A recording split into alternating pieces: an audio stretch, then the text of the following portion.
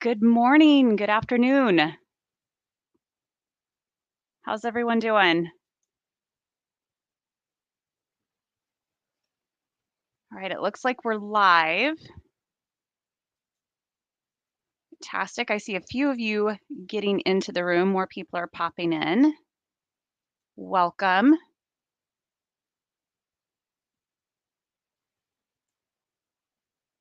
If you could do me a favor, this is my first time in Air Meet. If you could do me a favor, can you pop something into the chat, into messages to let me know that things are working? That would be wonderful. Oh, I saw an emoji. Some glasses. That's always good. If you want to grab that at the bottom, you can see that in the annotation bar. Yep, lots of thumbs up.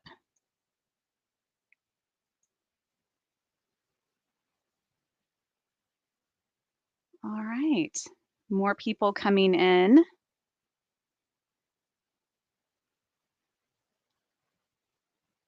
you find your seat as you get into Air Meet, which is a pretty cool platform. I don't know how many of you have used this before. Give me a thumbs up if you've been in Air Meet before.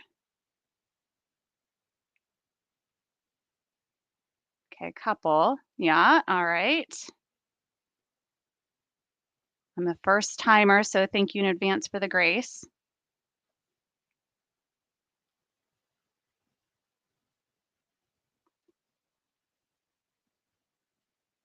All right. Well, you guys are all on time, and I definitely don't want to get us too far behind because we have got a jam-packed agenda for you today. I'm super excited for us.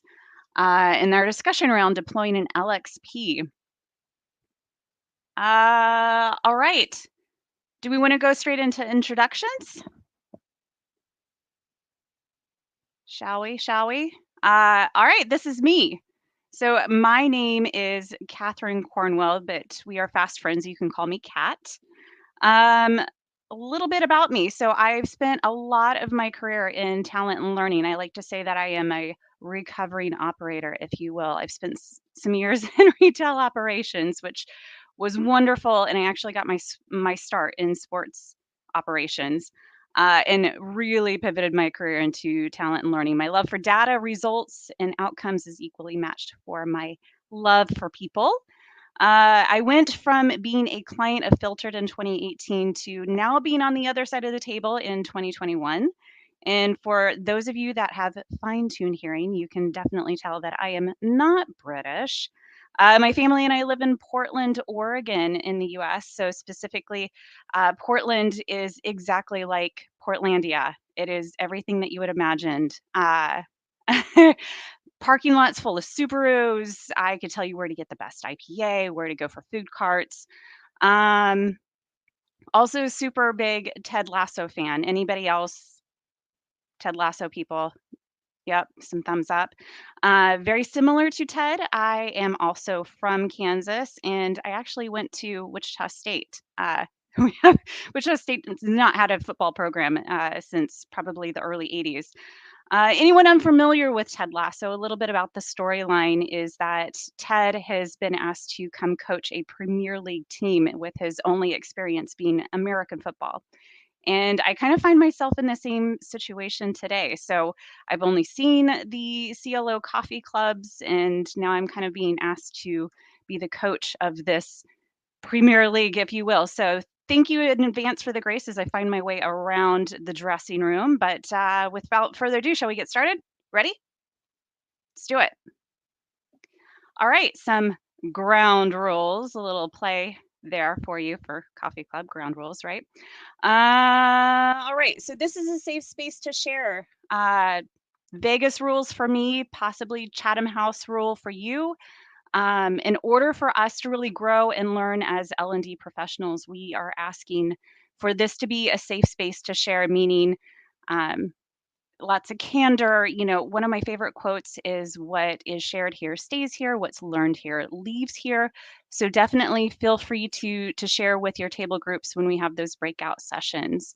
And we encourage you to be part of the conversation. You will have several opportunities throughout the next 80 or so minutes to engage in conversation. We ask that you do so. And as you do so, we ask that you're respectful of each other's opinions, experience. There is a tapestry of functional roles that are coming to the session today. So we think we're going to have some really great conversations as we go forward. Other little housekeeping things. We've got a great crew behind the scenes managing our technology, so please, please, please keep them busy. Pop things into the chat. That will definitely give us some good fodder for the panel discussion on the back half of today's session. And if you need any help getting around and wayfinding in AirMeet, please raise a flag because they can help you. I think that's it for ground rules housekeeping. All right, what are we up to today? So we've got two fantastic speakers for you today. They're going to share a little bit in regards to deploying an LXP, and then we are going to send you into a workshop, which is basically your table group. You're going to be able to discuss some things that you picked up while they were sharing. We're going to ask for you to debrief. We'll do a 10-minute networking break. So if you need to get up, stretch your legs, feel free to do so. Then we are going to get back at it with another panel discussion and workshop. Then we'll wrap up. And then, in the spirit of trying to make this as in person as possible, we are going to hang behind after the formal session so you guys can kind of approach the stage and engage with the speakers if you have anything to ask outside of what was shared. All right. Let's talk about our first speaker, hailing from Texas. Annee currently resides in the beautiful city of Light.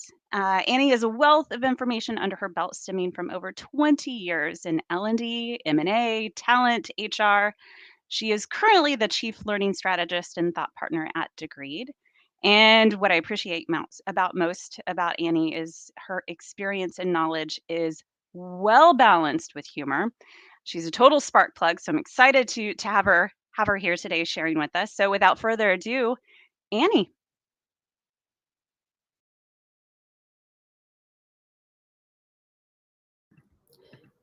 Hello, everyone. Can you hear me? Need a little bit of a thumbs up if I'm okay for everybody. And I realize Gotcha. my head is now twice as big as Catherine, so I'm gonna back up a little bit. I was blushing in the background.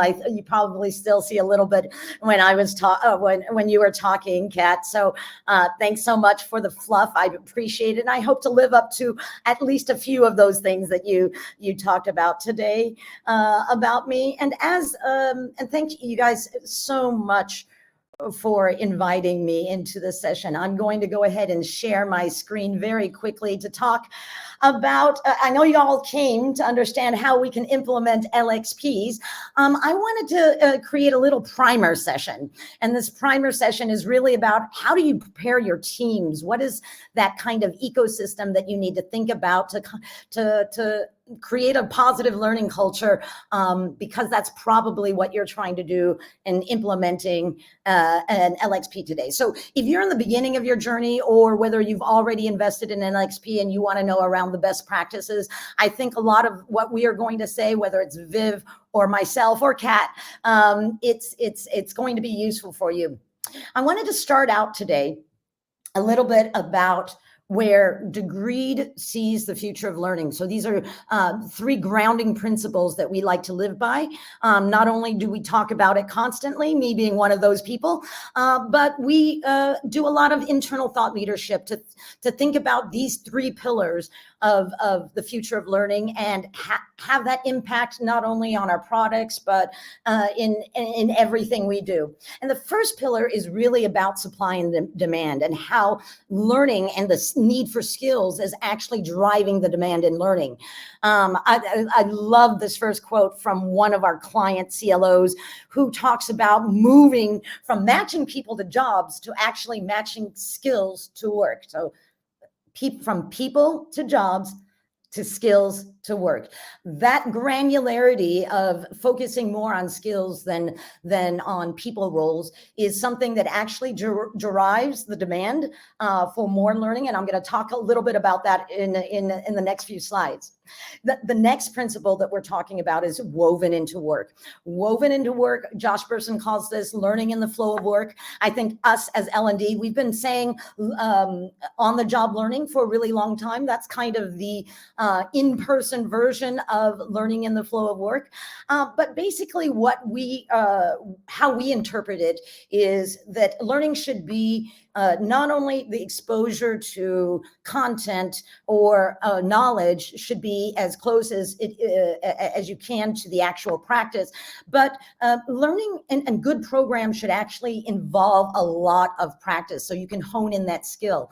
I like to say the difference between learning and skilling is learning is really the knowledge acquisition. Skilling is the practice of that learning to anchor it in. So learning without skilling is something that we strive to drive in at Degreed, saying they are pairs and we need to think of them together. And then finally, we're talking about powered by people. Everybody talks about the human element, whether it's in transformation or everything we do around technology. I'm a firm believer technology is nothing without people.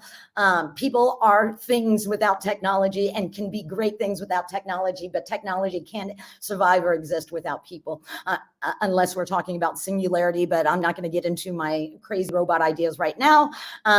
Powered by people, really what we're talking about is increase agility within your L&D organization, is widening your net and involving stakeholders that weren't necessarily involved in L&D before, whether it's your manager, HR, but I'm talking about the wider business ecosystem here, and I'm going to talk about that in just a second. First, I want to get back to driven by demand and that point. Driven by demand is always something that is understood by the business world, but something that isn't very prevalent in L&D. But I want to start it out with this quote with Michael Dell. He's the founder of Dell Technologies, of course. And back in the 90s, for those of you who remember the arrival of Dell, they really flipped the way that they saw the demand for personal computers coming. And they were very creative through their curiosity of understanding that supply chain. And they managed to flip a model of supplying personal computers and created a great company from that. So I think that when we're listening to Michael Dell talk about looking for creative opportunities, I wanted that as an inspirational quote. But let me get to a little bit more of the details around that quote. And I want to dive deep into what do we mean by driven by demand. Some of the research that Degreed has done through how the workforce learns, our 2021 edition, this is a little bit of the results that we're seeing from the motivation of why people keep their skills profiles or their learning profiles up to date, so people are aware of their skills. The overall, as you can see in the blue bars you see there, the overwhelming majority of people say that I need not only for performance, so that is still and remains still a huge driver, but the opportunities around my career, the opportunities to practice these skills, whether they're through stretch assignments or other, all of these opportunities are actually creating in me a more desire to learn, a desire to develop. So as that demand increases, because the average length of a functional support person within a Global 2000 company has gone from 2 years in role, from 4 years in role to 2 years in role. So we've cut that time, that tenure time in role in half. And so as we're looking as the greatest motivator for development is actually career opportunity, and those career opportunities are becoming faster and faster, and the impact and the speed in which they're coming has cut in half Well, we can understand why the demand side of that is actually also increasing. So learning is actually being more tapped to supply that development. And so what can you do as an organization if your size, your team size is the same, if you're looking at kind of the same profiles? One of the first kind of best practices or tips that I'd like to talk about is really how you can design differently to meet those new demands, meet the speed and create agility in your design teams. 4 basic principles that I'm going to go by really, really quickly. Number 1, make it faster. So design marketplaces, agile design methods. There are a lot of different ways to say, can we look at the way we're designing courses today, going from maybe 3 or 6 months, however long it takes you to design those courses. And instead of saying 3 months, can we cut it down to 3 weeks? That kind of agility actually allows the same amount of people to produce a lot more content to meet that increasing demand side. Buying better is a really good way of looking at how to meet that demand too. So, those overarching catalogs where there's just everything in the kitchen sink inside, they're great. They're super expensive and they're very low engagement, low usage. So buying better, asking suppliers to decentralize your buying, going to pay-per-use models instead of huge catalog models. That's a really good way of creating that agility within your design teams. The next 2 are kind of linked, whether it's curating more or getting smarter about how you create or leverage free and open content from the internet. Those 2 ideas are combined. They're combined in systems like Filtered. They're combined in systems like Degreed, where playlist curation and extending kind of that static design to something, putting content more into context from that free and open is a really good way of bringing agility to that and a really good way of responding to driven by demand. Switching gears really quickly, because I know I don't have a lot of time left, I wanted to talk about the second principle around woven into work. And here I'm going to use a quote from Charles Jennings, the founder of 70-20-10, well, the co-founder of that. I really like what he has to say about training, and I'm just going to read this quote out loud. It's a lot of people confuse learning and training. Learning involves what we do every day. Training is an event. So the question is, how can we as L&D identify opportunities to support people to learn from what they do, what they are about to do, or others have done? And those orange or salmon words that I have there is really the foundation of 70-20-10.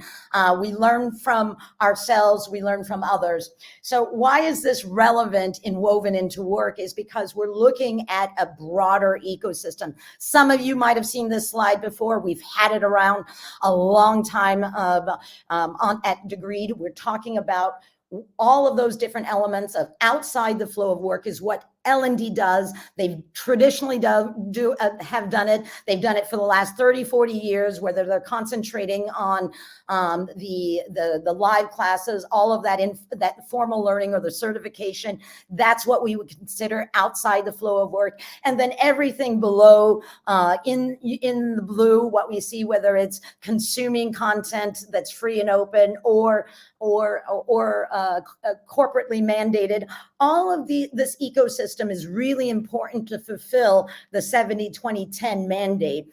I'd like to just stop right now and ask you to think about it. You can write it in the chat, but when we're thinking about 70-20-10, 70 and 20, the 70 part is really the blue part, and the salmon part is the 10 part. That means 10% of our time is 10% of how we learn is actually in the salmon part. 70% of how we learn is in the blue part. Now, asking yourselves in your L&D organization in terms of time and budget, how much time do you spend? How much money do you spend? How much budget do you spend on the salmon versus the 70 and ask yourselves, do you have the right balance within your organization? That balance of 70 to 10 is actually going to help you create agility within your organization, learning agility, because the 70 part is the agile part. The 10 part is the static. And so apart from woven into work, just to help you a little bit of thinking of how you can kind of balance out that 70, 20 and 10 part. I've talked about, I want to present to you a few features that I think that are important for every ecosystem. I'm not saying that the filtered or the degreed ecosystem has all of these elements. I think that these are the elements that are really important to create that agile environment. I'm going to go through them very, very quickly because I know I'm a little over time. Just employee owned. So we want employees in the driver's seat, right? I'm not going to go very far on that. Everybody knows that we're trying to do that, but how we do that is really important. How we do that to increase engagement. We want it to be career driven and skills focused and not just role focused and performance focused, right? But more equally important to have some kind of engine or a machine learning or AI that's helping to drive some of the personalization that learners need to stay engaged. What's really important for the 20 part of this environment is employee curated pathways. That means how can I make every person within my organization an internal trainer in some way or another? That is allowing them to create their own content, to share that content across, and to be the expert and the influencer that they can be if we can give them that megaphone. And so technology can help give them that megaphone. Learning in the flow of work. Of course, your tech stack needs to reflect something that's going into opportunities, experiential learning, and of course, meeting the learner where they're at. So injecting learning in areas or systems around your company's overall tech stack is really important. Digital marketing. So we're all really, really busy, and getting learners' attention is really hard. So having an element in your learning tech stack that actually is going to help you nudge, trigger, remind, pull back learners, just like all other social media platforms do. That's a really important element. Finally, the last two are around how we look at ourselves from a personal and organizational standpoint. So just like my Apple Watch gives me information about how I move, which helps me to learn to move better, data insights, especially around skills, help the organization to understand where they're moving in terms of skills, and also helps me to learn better because I understand how my skills progression is going. That's super important. Communities of practice and communities of interest, or group building, cohort building, communities, building communication around that. All of these elements are really important for creating an agile organization, but also a positive learning culture. And finally, then afterwards, I'm going to give it back to you, Kat. I want to talk just a little bit about Powered by People, and I'm going to use Max Brooks, who is he is the author of the Zombie Survival Guide. If you haven't read it, you should read it now that we're coming out of the pandemic. Probably a better emotional time to read it because it does have a lot of interesting things. But I really liked what he had to say about if you believe you can accomplish everything by cramming at the 11th hour, by all means, don't lift a finger now. But if you think twice, but you may want to think twice about building your ark once it started raining. And the whole idea of building that ark once it starts raining is, I really want to talk about how we can prepare your people ecosystem to be agile and help your L&D team to be agile. And that is building capability is really everybody's job. At Degreed, we say it takes a village, and it really does. When we're looking at the traditional ways of individual workers, managers, and peers, and HR and L&D teams, our research shows that overwhelmingly we have a really nice mix of how people should be learning in their ecosystems. But you do see a huge increase around professional network from last year in the same survey. Learning from my team or peers had a huge dip. I think we increased by 20% on that one, and we increased by 15% on online and social networks. So where managers and peers were a lot smaller last year, we see an increase this year, which shows us that the move towards building that village to help you support is going to be very important. And so the last tip I wanted to say before I sign off is to be able to do that and leverage your entire organization. You can start with your L&D team because these are the change agents that's going to build that ecosystem.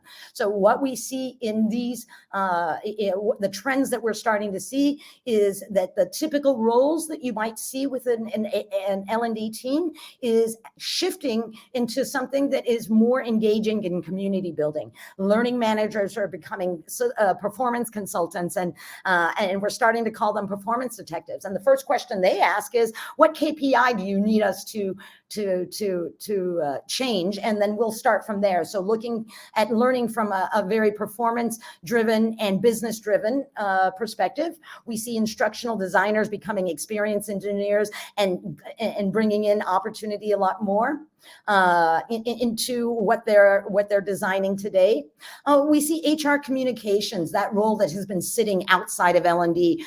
We see that coming into the L&D organization, and they're hiring more marketeers to help with engagement, or even hiring growth hackers can understand not only the psychology behind consumption, but also the metrics in digital marketing. SMEs are becoming curators and influencers. They're getting bigger voices. They are having a greater influence, and that they're actually, every person within the organization is an expert in something. So you can leverage that support. And then finally, learning admin who have been stuck on the LMS for a really long time, they can be converted into community managers, and they can actually help leverage communities of interest or communities of practice within your organization. So this is where we see the agility of the team increasing by upskilling or hiring creatively into these roles. And I know I've said a lot. I'm going to stop my sharing right now and pass it back over to you, Kat, and maybe apologize to Viv in advance for taking a little bit of his time. All good, my friend. So much great information. And anybody else like scribble a bunch of notes like I did? Hopefully you did, because we're going to ask for you to reflect on that when we go into the workshop. Yeah, Toby says now Viv only has 3 minutes. I have lots of takeaways, but I will share more about what I wrote down and we're like, that's yummy. We'll talk more about that during the workshop. So thank you very much, Annee. And next, I want to bring Viv up. So our next speaker is Viv Cole, which I liken Viv's kind of experience and background to like an L&D curio cabinet. His curio cabinet is full of L&D curiosities such as classroom training, coaching, consulting, design, e-learning. He's also a judge for Learning Technology Awards. That cabinet is full. He's definitely been part of the evolution of L&D, and today we're going to get a closer look at the curiosity of LXP implementation. What I appreciate most about Viv is that he is very witty yet pragmatic, which is why I'm excited for him to be here today. So Viv, the floor is all yours. How fantastic. Thanks, Kat. Hello, everyone. Thanks for taking the time to be with us today. I imagine that you're here today because either you already have an LXP or you're thinking about getting one. And what I want to give you today is a more realistic understanding of the change management and the governance inputs that you're going to need so that you can be successful. So ultimately, this is about helping you make some better decisions. I'm going to briefly, in my 3 minutes allocated, I'll go a bit longer than that, promise. Please do. Give you all some food for thought. There's time in the agenda for you to digest that and talk about it later. But I wanted to just share with you a few key ideas in overview, and do feel free to come back to me with questions either in the chat or later on as we go. Okay, so I've talked a lot about success in the intro, and I think that's because ultimately success with an LXP is down to what's the problem that you're solving for.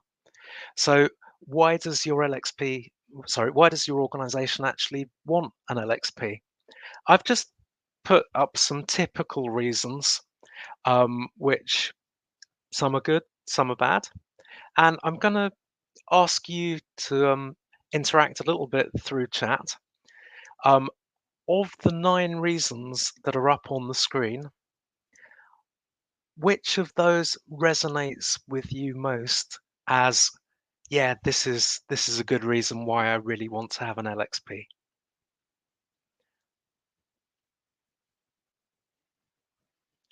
So,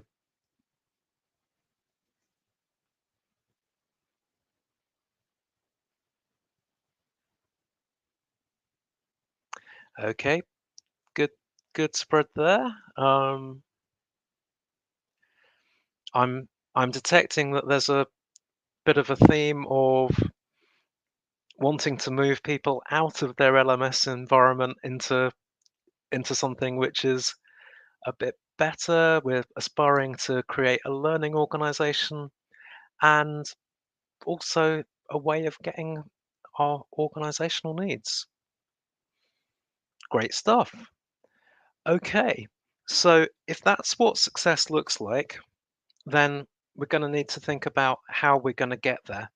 So if we move on to the next slide, getting there in L&D, we provide the scaffolding, the framework of the governance which would go round the LXP. And within that, there is always going to be a trade-off between neat, tidy, controlled on the left, organic, messy, energetic on the right. And ultimately, you're going to have a sense of how your organization culture is ready for this balance between control and energy. So, if your culture is hierarchical and traditional, then don't expect a spontaneous outbreak of user-generated content, as I found with the bank that I was advising a couple of years back. So in terms of that governance, things that you need to think about, and these are things which I want to frame in the context of your culture, you may need to come up with some design standards when people are pulling together playlists of content. And a couple of big watch outs for me on that. Consuming content does not equal learning. So it's how you design in opportunities for activities and reflection. And then also how you design in findability. Most corporate systems are horrific for being able to find what you need when you need it. So how can you put in design standards that raise the floor of findability? And what you will probably need is a skills taxonomy, so a common vocabulary of how you're going to tag your learning and what you mean by certain skills. My experience on this is that even within one organization, there will be a variety of interpretations of what a particular term means. So where this works best, I've seen a term and a definition. And then your challenge is just to actually get people persuaded to use the definition and not the term itself. You're going to need to think about access to the system and what sort of levels of access and authority you may give to people within that system and the training that they need. Also, sort of referencing Annie's point earlier about L&D and how the skill sets are going to change. In order to be successful with an LXP, ask the question, has my L&D team got the skills that they need? You're going to need some sort of process around quality assurance or approvals. Most organizations are pretty nervous about the idea that there will be a wild west of content and pathways that people will be curating. So how you quality assure that? Linking back to the findability, one of the debates that you may have is just what is the main navigation that goes through your platform? And particularly in a matrixed organization, do you slice first by geography? Do you slice first by function? Do you slice by grade or seniority? I can remember several months of discussing this with a pharmaceutical company and concluding that there was no right way of doing it. And actually, the best thing to do was just to do something, measure it, and iterate. And that's partly how you're going to also come into your implementation phase. There's going to be a sense of you pilot, you measure, you learn, you do something different. And that links in also with deletion, because ultimately, the rubbish isn't going to put itself out.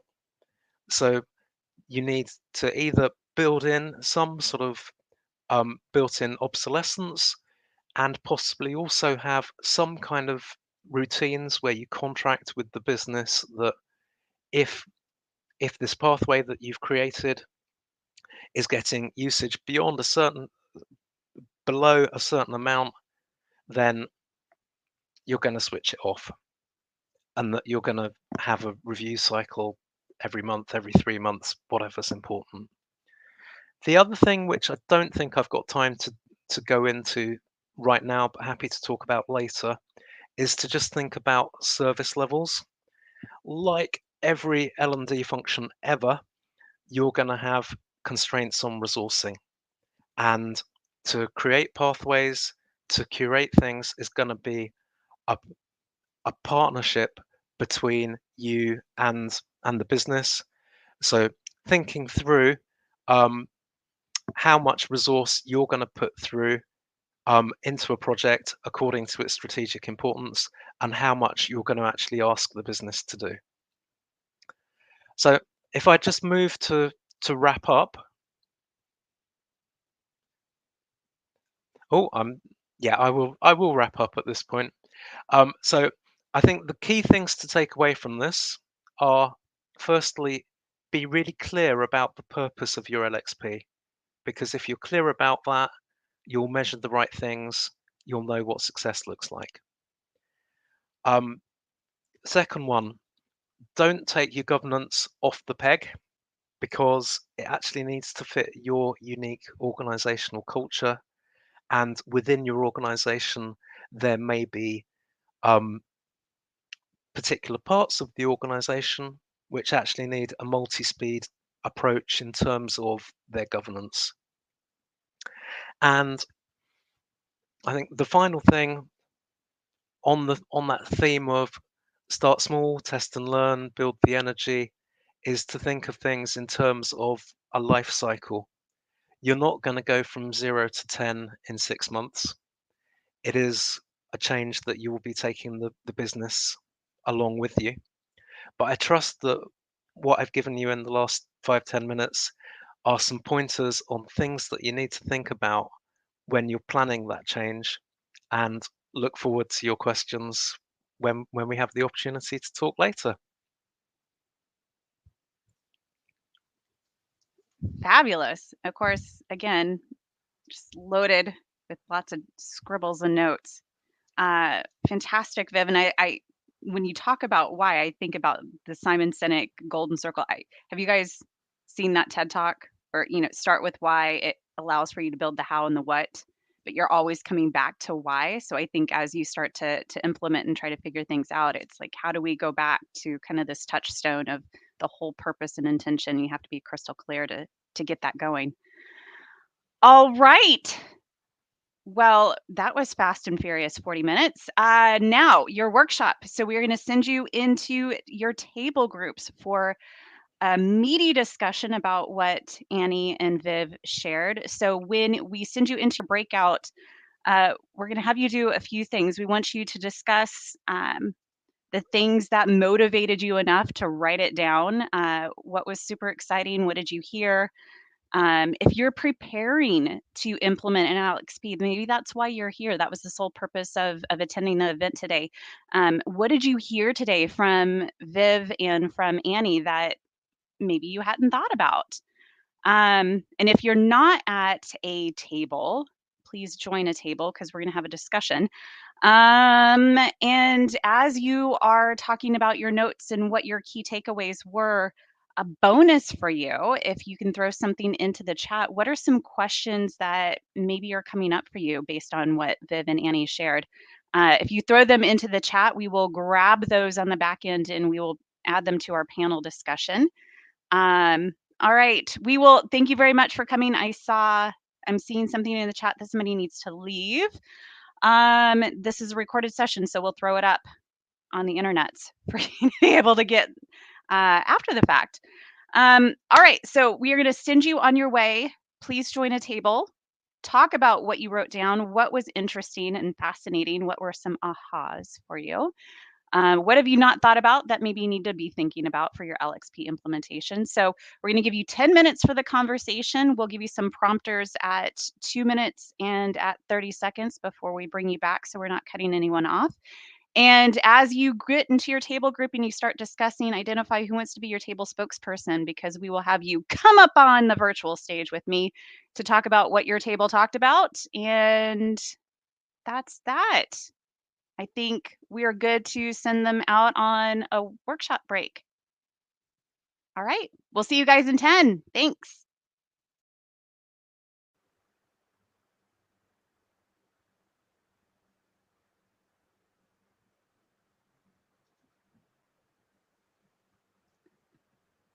All right, we are back.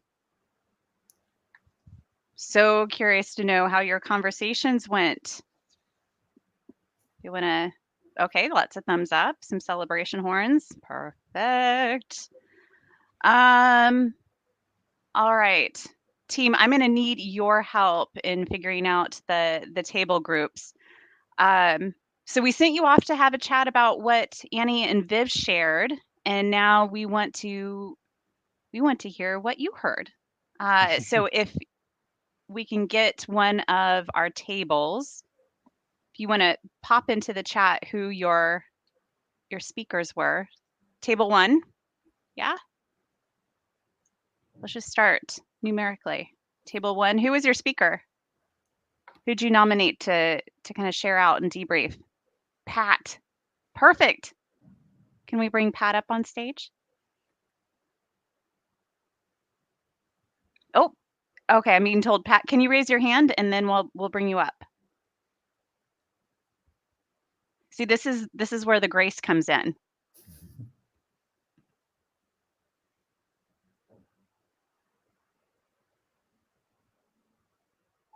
All right.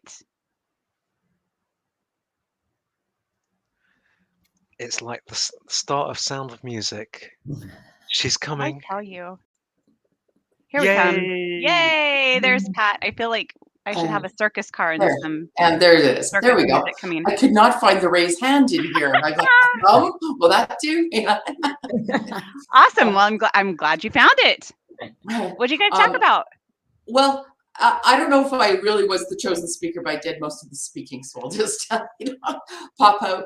I wish we could have stayed in our discussion like probably everybody else, because first, Viv, you're the first person that I've ever heard articulate that change from control to energy, and I wish I'd had those words like a long time ago, but I'm glad I have them now, because I'm in a company that has Degreed, and we love it. We're totally committed to it.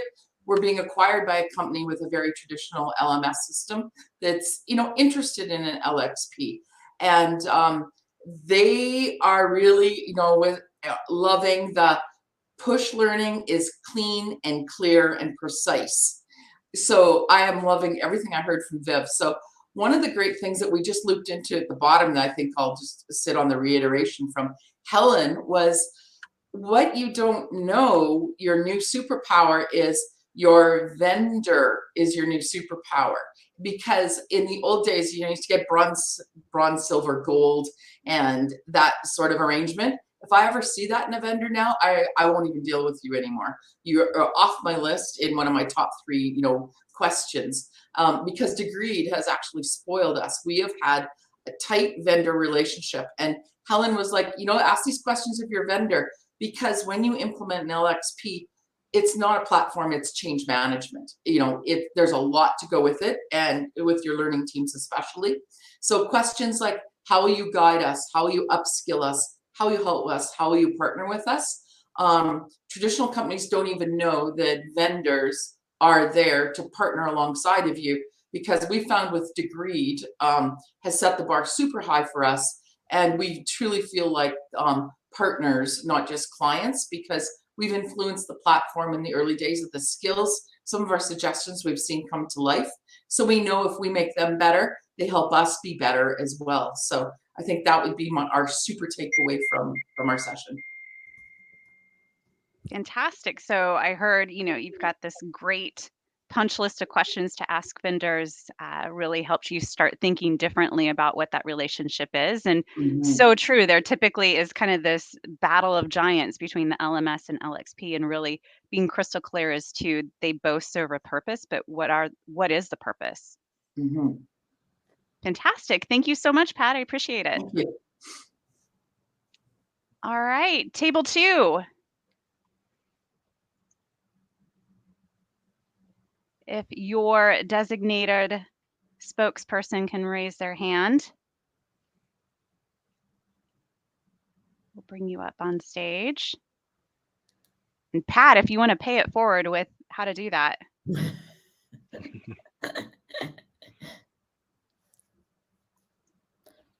Or if you just want to type it into the chat.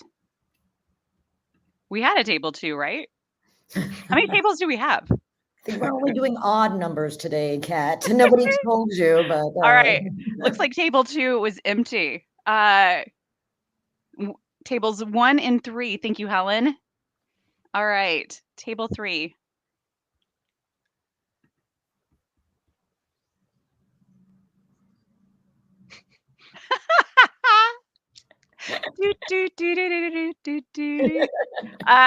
Table 3. Who wants to share what you guys talked about at table 3?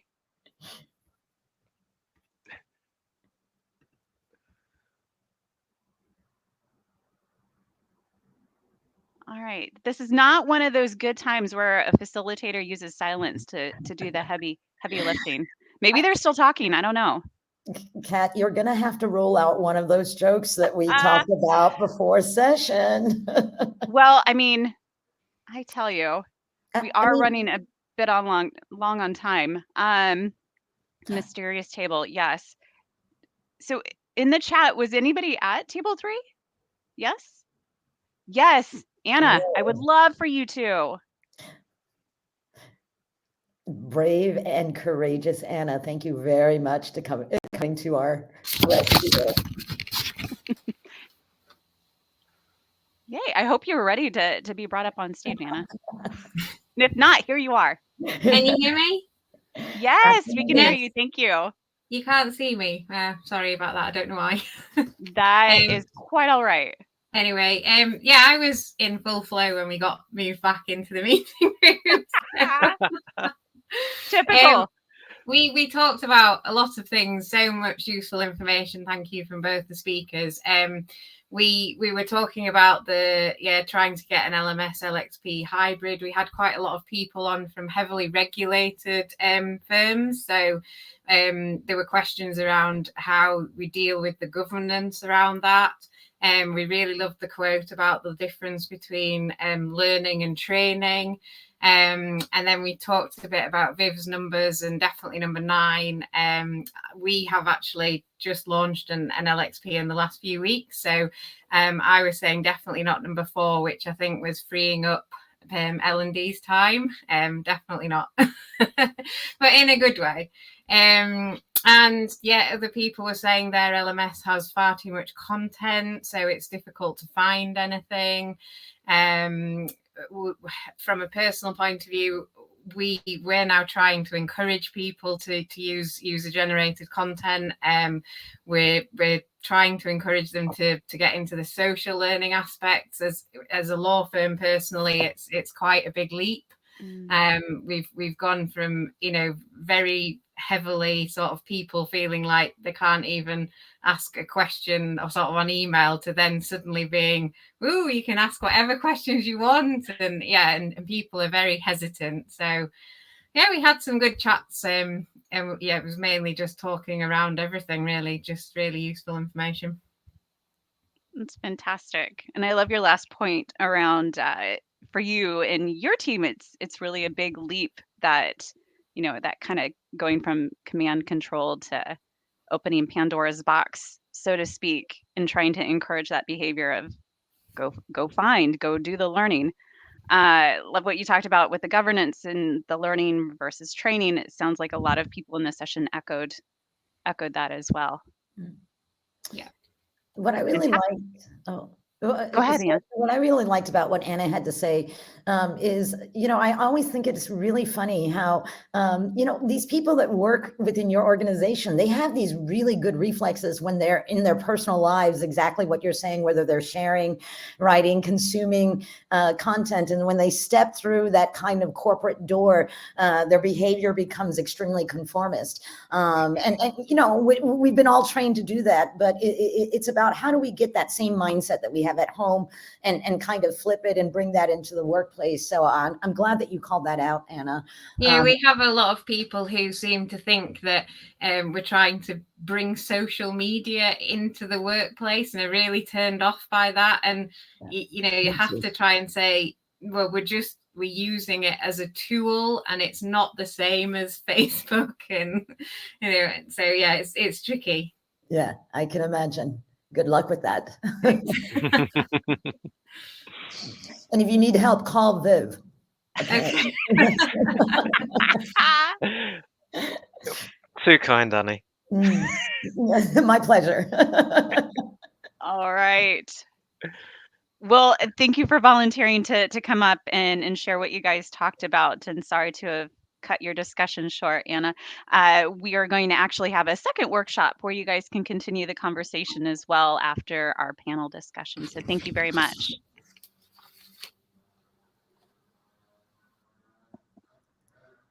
All right. Well, we are 2 minutes past the hour.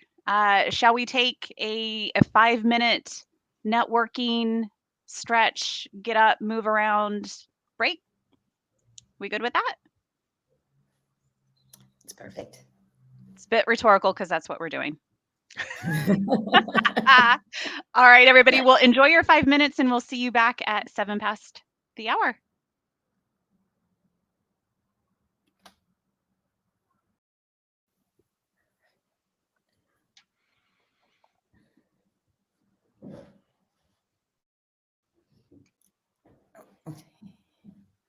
Okay. We're back. Did you guys have a good break? Feeling good? Ready to kick into the next portion? Awesome. So the next part of our session is panel discussion, which I'm super excited. We've got a couple of questions in the Q&A. So if there's a burning question for Annee or for Viv, please feel free to throw it in there. There's a couple in there, and I have got some questions as well. But we're also going to bring to the panel Toby.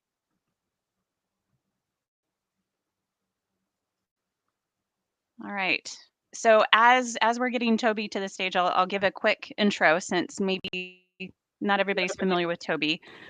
He is an investigator into the L&D world. He's worked in the industry for over a decade.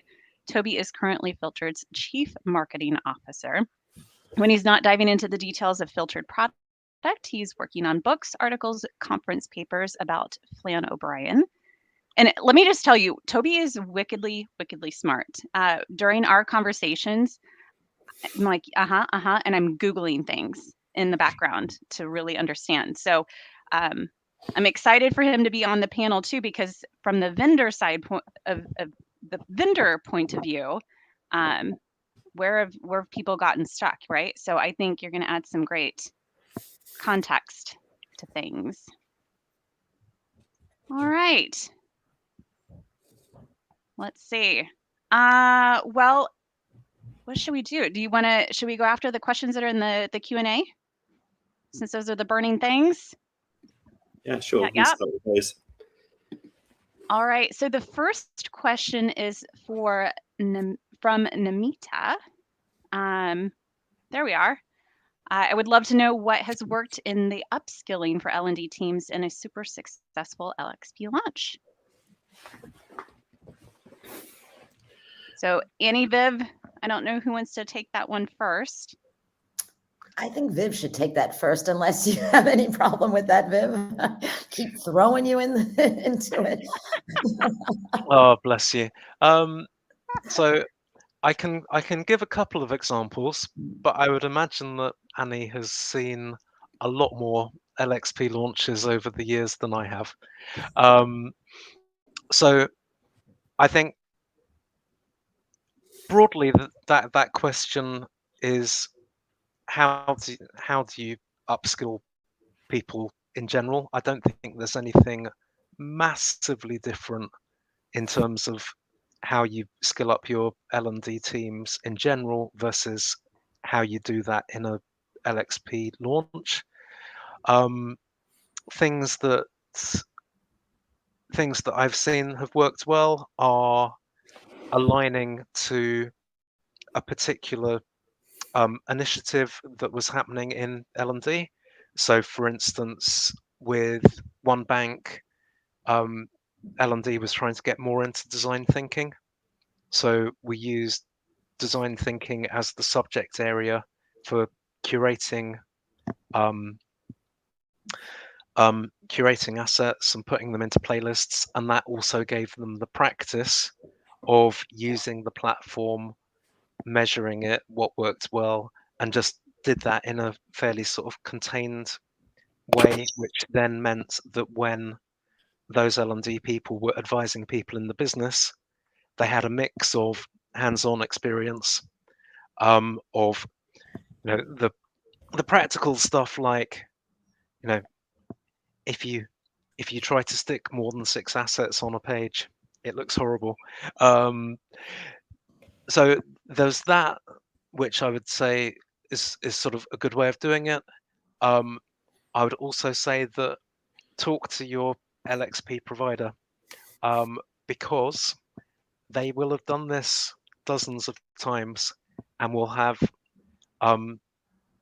they will have some good raw materials in terms of training that you can work from, which will get you 80% of the way, and then 20% is your own culture secret sauce and really bringing it to life. I'll pass to Annee to fill in the many gaps. I don't know if it's many, but I have seen a few implementations on LXP, and I've actually implemented 2. I'm not sure if I have all of the best practices, but I think that when I look back at my L&D team when I was CLO at Dannon, one of the really important features from a skill set was, I would say, 2 really important skills that I had to concentrate on. And one was the conversion of SMEs towards curators. And so that kind of training, exactly as you said, Viv, having the L&D team know how to build influencers and creators and helping the business along. That's definitely one of them. But one thing that I did notice is that my team needed to understand a lot more about data and how data can make decisions. So where content is getting traction, is it in a pathway? Is it within a closed group or an open group? How are these search results going to impact or inform the way that we actually make our content more efficient. So all of these metrics that were previously not available on an LMS system is something that my team had to understand in terms of how do I interpret these metrics to make decisions around how I design my LXP, how I engage with it. You know, we have a question coming up about, you know, how do we keep the engagement pedal down? And I think that a lot of the upskilling is around how do we digitally engage with our audience, whether it's community building or other. And so I think that for me was one of the most important lessons learned when shifting between LMS deployment and LXP deployment. It is not true at all. If you build it, they will come. If you build it, they will come for compliance, but you need to build it so they will come back for other reasons. And I think that that's really something important to remember as you're shifting gears from LMS to LXP. So our experience of upskilling the team in kind of preparation for a successful LXP launch, and as Annie's pointing out, it goes a bit beyond launch as well. You know, we've definitely seen that behavior of a lot of people will turn up to take a look, but you've got to work quickly to look at the data and find out what the compelling reasons are so you can refresh and just stay in tune with where the organization is. I think it's important to remember there's always two components to any upskilling initiative. So one is upskilling and you know, improving the skills of the team you have, but the other one is also hiring. You know, the reality is that if you want to catalyze a change, bringing in someone from outside the business who maybe has relevant experience elsewhere, you know, successful deployment would be ideal. But maybe not. You know, since we started launching these kind of projects, you know, maybe going back, you know, 4 or 5 years when even the LXP was a very new category, there weren't best practices. There weren't really people who were around who could say, I've done this a few times before. So our clients would ask us to almost give them a job description. So actually, and that might be filled internally or within the team, but as a vendor, we provided the set of key skills, and they're exactly the kind of stuff that Viv and Annee have been speaking about, the ability to work with data, to be engaged in that community building, but something else as well. I think you need people who are passionate about the skills that you're trying to drive with the program and with the project. So often you need to bring in people who are really attuned to the future of technology, to what's going on with artificial intelligence and automation, and who can talk passionately about those projects and almost be influencers. That's almost a more important kind of attribute of the people you might bring in, or the people you might want to change their role, than even any direct experience of what they're doing, because you need to be seen to practice what you preach. And as we've been saying, the teams that build and maintain LMSs have just a very different history, a very different mindset to those kind of people. Yeah, love that, because I can definitely pull from both Annee and Viv's. It's really around, you know, switching the mindset of learning managers of not being order takers and being performance detectives. And I love what you said about data and using that data in order to better understand utilization and adoption. And then Viv, what you talked about in regards to governance. So when you democratize learning, you're not just loading it full of stuff, right? You're making it easy to find, and you're being very diligent as to how it ladders into the whole purpose of why you have an LXP. It's fantastic. Thank you. All right. Do we want to put our next question on the screen? All right. Recently deployed an LXP with Degreed and have had great engagement, as we did not have learning resources before. However, now engagement is now dropping. Would love to know how we can maintain retention. I almost feel an obligation to answer first, but I would love to hear. And I always throw it to Viv, but Viv, you kind of answered a little bit of this before in your previous question. To not sound like a broken record with Viv, you know, anchoring it to number one, please talk to your CX, your CSM. We've got lots of ideas around keeping up engagement, but in general terms, engagement is, the whole idea of an LXP is to create that engagement model. So eventually L&D can lift the pedal on that, right? And then the engagement kind of grows within itself, getting that kind of ownership, just like you feel like, on Facebook or Instagram, you own your feed, you own your kind of wall. We need that feeling everywhere within every individual, so they feel like they own a piece of Degreed or the LXP or filtered. So the way that you do that is to continuously anchor programs are important. Those corporate priority programs, keeping them visible on the platform. People go for that, and they're reminded constantly. So I would definitely have some kind of editorial calendar by quarter to make sure that you've got like maybe one big bang across the organization to help keep learning top of mind, help create that daily habit by bringing them those kind of programs, programmatic learning that they're interested in, and that way they bring it across. The second thing I would suggest is consider a hackathon or a curate-a-thon that brings new content and people that promote their programs through other people. So word of mouth engagement. You're super proud when you build a pathway. You're going to talk to everybody you know about it. Remember that that kind of social element of word of mouth it can help your platform to go viral. I pass it on to somebody else, but those are like two top of mind for me. I know you're desperate to hear, everyone's desperate to hear what Viv says as well in response to this one. So, but I'm going to keep you in suspense and like hog the next lot. So just to speak to what Annee mentioned, there are some users people, right? They're people, not users, and there are some people who aren't naturally going to engage unless there's a strong push, like there is, as you said, a key program is being announced or it's a key channel for news.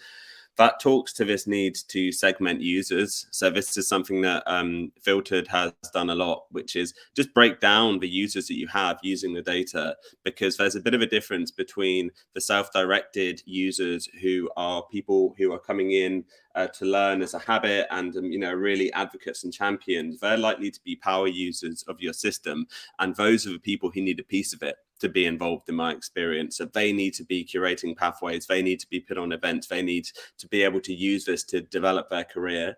There's people at the other end of the spectrum who are generally compliant, based learners and need a lot of push.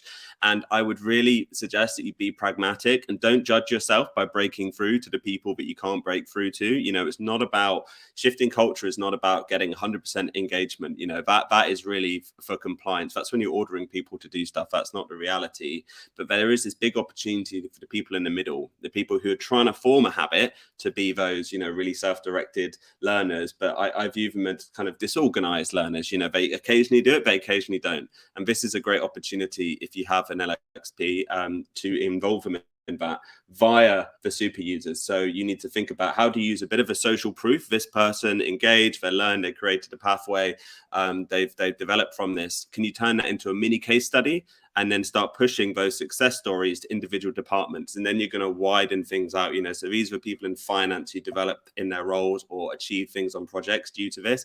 And then you start to bring other people in. So it's classic marketing stuff, really. You narrow your focus and pick your targets, and then you'll find it a lot easier rather than just crafting big broadcast messages that never are going to land exactly with everyone. Yeah, I love that dose of reality, Toby, that you're not going to get 100% because that's not realistic. You're always going to have the resistors and the laggers, but it's those people who are sitting on the fence just thinking, do I want to jump in? Do I not want to jump in? What is it going to take to sway them to kind of what's in it for me to keep them coming back? Cool. And if I can just dive in very quickly. Please do. I think engagement is a measure. It's a good proxy for your LXP being successful, but it also comes down to how you actually measure the difference that the LXP has made. So whether that is success stories like Toby was talking, I think Toby and Annee have broadly said it all. The things that I would pull out there are the segmentation, the campaign-based linking things up to the strategy and the calendar, and working with your influencers or your power users so that they are amplified amongst the general noise that people experience day to day at work. Fantastic. Viv, All right, with that, I think, oh, Annee, did you want to add? No, I just wanted to bounce off what Viv said, because at the very beginning, you made an extremely important point about the metrics of engagement, which are proxy, right? Or vanity kind of metrics. In other words, they're showing the success of, people coming onto the platform, but they don't translate into business impact. And I think that's, we shouldn't lose that essence. I think that the data that we're looking at today, it's really important that we link that back to the business in ways, a Degreed filtered. I know you guys are really, really great at a lot of this, but we really try to focus on saying, okay, it's great. We've got super high MAU. Honestly, that doesn't sign contracts. What sign contracts is business impact. And so when we're looking at that, focusing on those other metrics that are beyond the proxy that you mentioned, Viv, is so important, I think. And moving into LXP, it's even more important than LMS that's linked to, learning processes. And so proves its kind of worth, but the LXP still has to continuously prove its worth, and I think that's a great point. All right. Now with that, I think we're going to send you out into breakouts again for table discussion. Again, what's coming up with you with what Viv, Toby, Annee shared in regards to answering questions. And I know that we didn't get to all the questions in the queue. I think there were some in the Q&A and some that were in the chat. And we do have kind of an overtime, if you will, after the formal 90 minutes. So we can definitely spill over and answer more questions, but you guys got a lot of energy from discussing in your table groups. So we're going to send you off into your table groups to have a quick chat about, again, continue to talk about what Annee and Viv shared, as well as what we talked about in this brief panel discussion. So we'll give you, help me out with time, 6 minutes, 7 minutes, 10. Do I hear 10? All right, 9, I'm being told. All right, you guys have 9 minutes for your table discussion. We're gonna pop out there and see what you all are up to before we bring you back to debrief.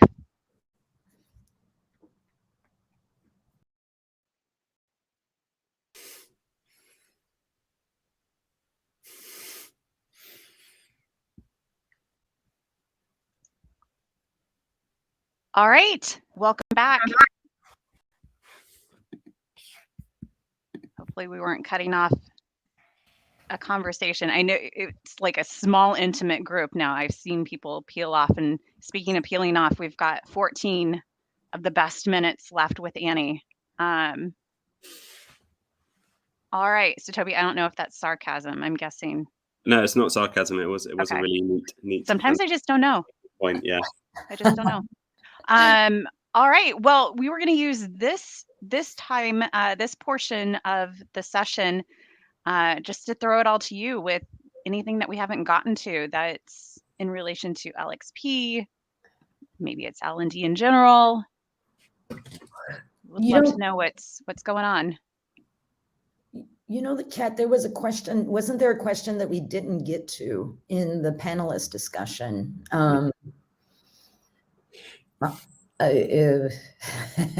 Yeah, I can see it's from Navitra. Yeah, Navitra. Business has been spoiled by the existing learning support teams. Now LXP. There we go. There we go.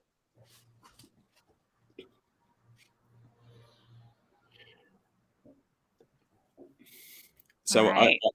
I think this is an interesting one to unpack, because we've started to see this in different ways with supporting content curation with our content intelligence technology. So we're taking a process whereby the old way of doing it was you have any kind of request and it will go to a learning support team who are going to go away and try and find the best resources for you and package it all up and then send it back. And that's, that model grows out of the need to manage resources that need to be carefully managed. Ultimately, that's the thing. It does have to change. It's not suitable where you have infinite free digital resources to say when someone wants a digital resource, like a physical human being has to go, and find it. So I think it is a big cultural shift and a challenge. I don't have the perfect answers to this, but what I will say is that it's important to bear in mind. Many people have this sense, and rightly in some senses, have the sense of automation as being all or nothing, or digitization being all or nothing. I had this experience recently where one of our neighbors where we've moved to is a travel agent, and with all the COVID stuff, she helped us book a holiday. And I was like, wow, this was much easier than what we've been doing, which was like full automation. I'm going to go to Skyscanner, I'm going to go to booking.com, I'm going to find my insurance. So it made me realize actually sitting with a person who had access to some powerful technology just meant we could wrap the whole thing up in 5 to 10 minutes. And I think that might be a good analogy to deal with those kind of worries and concerns. Is this is not removing the person from the equation. This means that this technology is going to help you serve this request much more quickly. And also it's going to help you to move on to do other more interesting things with your time and focus on really valuable activities. And over to Viv and Annee. Do you want to take it, Viv, or do you want me to go? Oh, I'll just put in a couple of thoughts. I think, part of this is the ongoing trend of most organizations heaping more and more work on their middle management. So as a team leader, how do you help your team develop as best they can? So I think there is a sense of if you are looking to encourage your people to be more self-reliant, a key lever of that is how you can help your management population use its time more effectively, possibly also skills input around coaching, so that they are actually able to get to the heart of the matter with the people that they are managing. I think the other thing is perhaps L&D historically has got a bit of a reluctance to give up hand-holding because it makes us feel valuable and useful.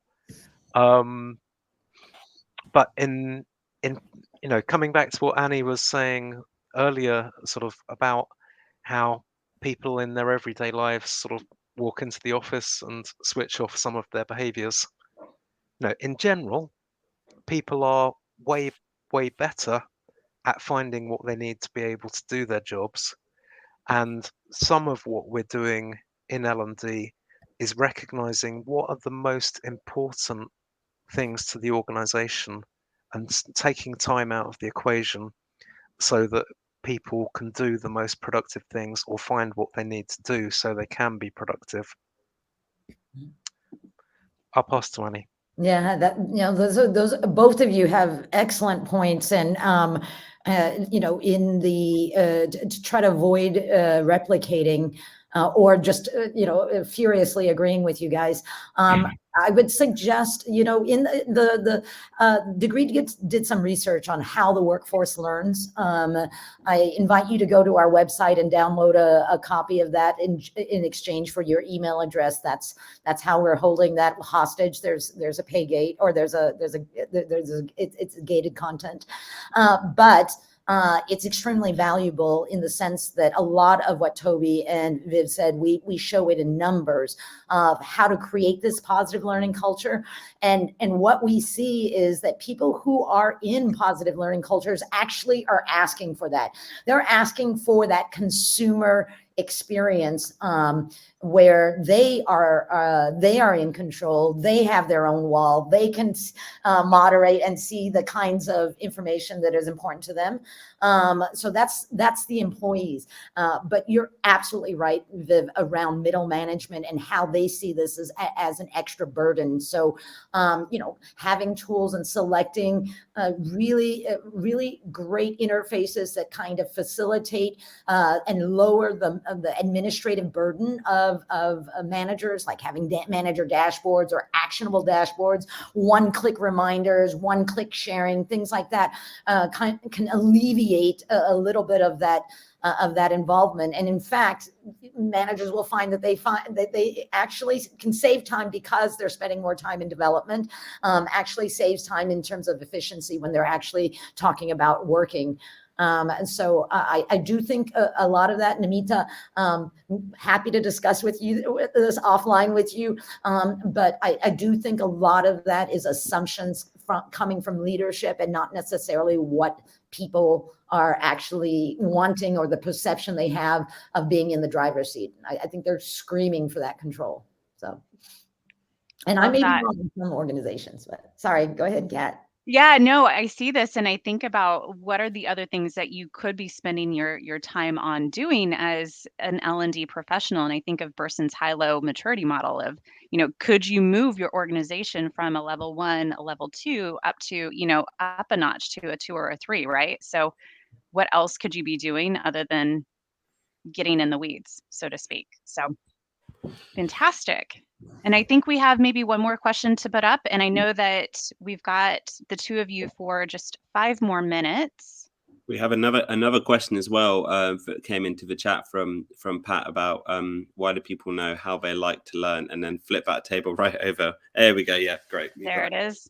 Yeah.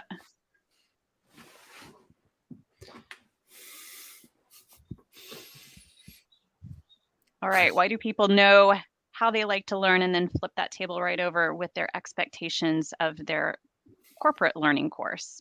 So I'll be brief, but I think this is a real problem and does need to be addressed. And it's not a flippant or fatuous thing to say at all, because context do determine expectations. And to give you an analogy for this, you do not expect the same service if you walk into, a 4-star or Michelin-starred restaurant as if you're at your friend's barbecue, right? Like one place you're happy to put the ketchup on yourself. The other setting, you need someone to bring the ketchup to you in a nicely kind of crafted ramekin. But of course, it's an issue because people do need to learn inside companies like the way they do at home. So I've often had, when we do focus groups with end users and even with, clients and L&D people, I always start with this question: what was the last thing you learned? Just tell us about the last thing you learned. Doesn't matter. Actually go outside of work. What was the last podcast you listened to? How did you do the last thing? And it is a bit of a eureka moment because honestly, those contexts are very firmly embedded in people's minds. I love that answer. And when we're thinking about that kind of flipping the switch, it's our fault. It's L&D, it's HR fault. We tell people that you can think about learning once a year when you're having that development conversation. Think about your career once a year when you're talking to your manager instead of, being in control of that and upskilling to that aspirational role. We're telling them that, the learning plan and what you're going to learn can be decided 12 months in advance. The year before, we're all going to decide on what we're going to learn next year. In our personal lives, how ridiculous is that? And yet we're formatted to think that way because we're formatted to walk in and say, L&D only talks to me about compliance training, so that must be the only thing that's important. And so we have to kind of break or unlearn and break that cycle within our employees. And then they're going to see that actually when being in control, I love it, because I get to decide when I think about my career, because I get to decide on the things that are most important for me to learn today. And my company actually supports that. I get a lot of people that say, oh, but my company doesn't like them to read, watch too many videos or TED Talks. I say, well, when's the last time when you were at home and was learning something? The first place you go is YouTube. Is there somebody showing me a video of it? Why would we not think that that's as relevant in the workplace when we need to learn something very small, a little reminder or knowledge check on something that we already know?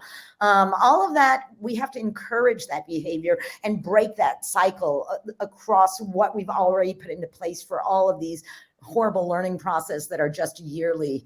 I'm a big believer in let's just forget about all that and flip the culture to something that is just much more organic and can, you can lift the pedal on engagement when you have organic growth that everybody is participating in.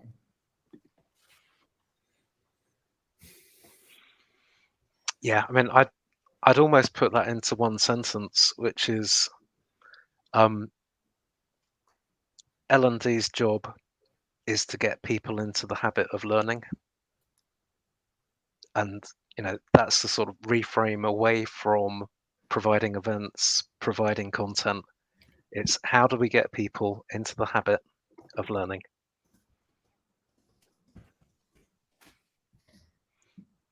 I just put in a tagline there in the chat, Viv, learning how to learn. I love that course. I love that video, and the philosophy is so important. I think everybody should take that. That's your first onboarding course, is learning how to learn, because it's so important. Without a doubt. All right. Well, I think we are just about at time. Is there anything that we didn't get to? If you want to put something in the chat, if there's something for you, I will be your gopher on that. If you want to throw something in the chat, I will go find it for you. I will ping the person. I will get it for you. So with that, I guess I'll wrap up. Yeah. Annee, Viv, thank you so much for your time. Always a delight, and I genuinely mean that. I've had so much fun working with the two of you, getting prepared for this session. So many great insights, from the agility, really getting crystal clear as to casting a wide net, making sure that everybody understands the role in how to support the LXP, and then Viv around, your stuff with governance and getting crystal clear on the why and the purpose of an LXP in order to come back to that as your touchstone. So I think that is it for us today. We will put this up online for you guys to be able to share it, to rewatch, get those nuggets of yummy information, and more to come from us soon. Hope to see you at the next coffee club. Thank you, everybody. Have a good day. Thanks, everyone.